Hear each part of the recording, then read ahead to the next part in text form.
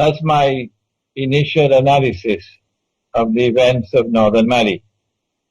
The second thing that is important is that the war in northern Mali has already spilled over into Algeria.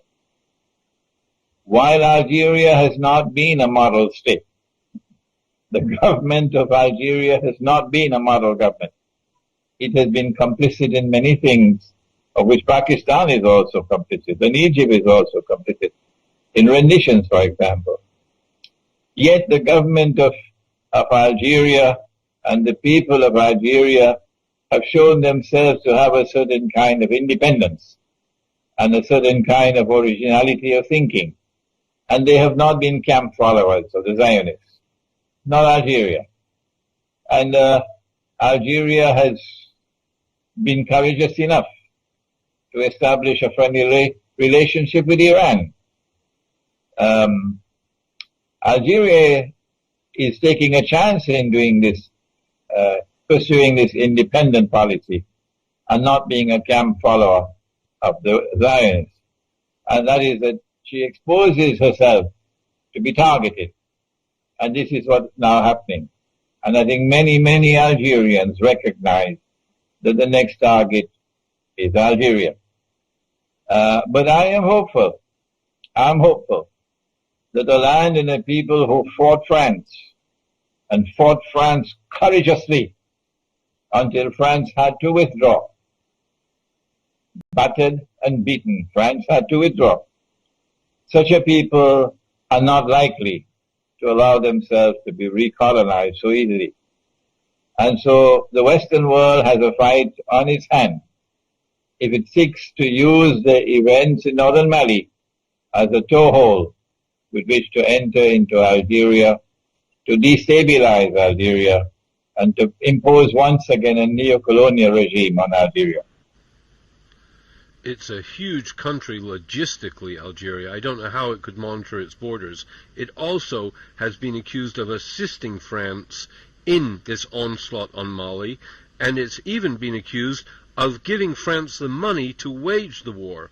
The President Hollande was in Algeria 2 weeks before the war started.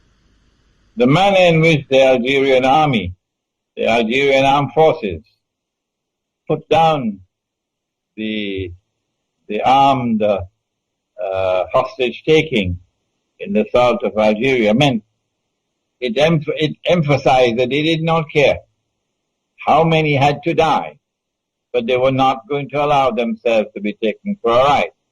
That's a positive sign. The British and French and people were quite taken aback by the Algerian response in the way that they were not consulted.